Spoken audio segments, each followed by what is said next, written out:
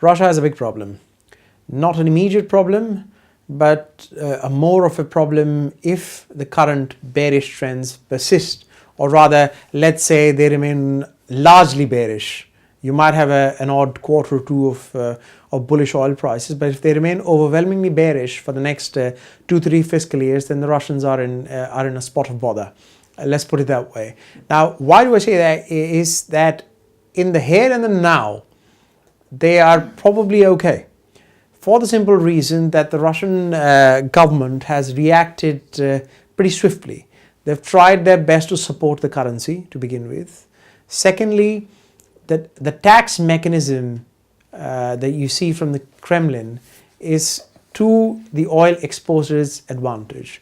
Essentially how it works is that if a Russian oil exporter exports oil and the oil price is down, the export duty levied by the Russian government on those exports reflects the decline in the oil price.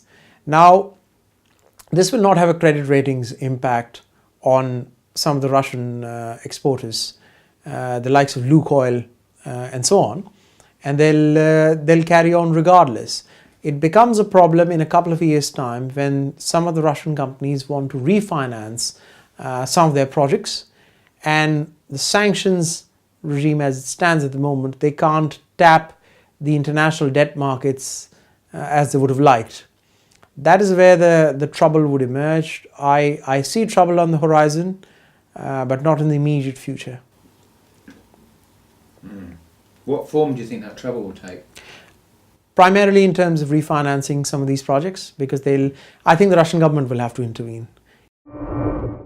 I think the problem is likely to be in terms of debt financing, because the sanctions and a lower oil price are a bit of a double whammy.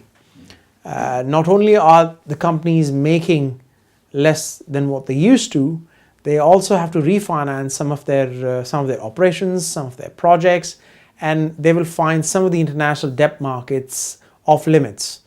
So Rosneft has made a request to the Russian government already for funds.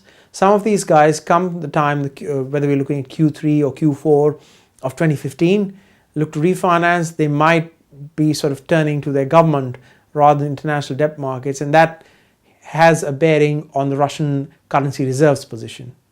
They can cope for the moment, but will they be able to cope, say, the first quarter of 2016? That's the big question here.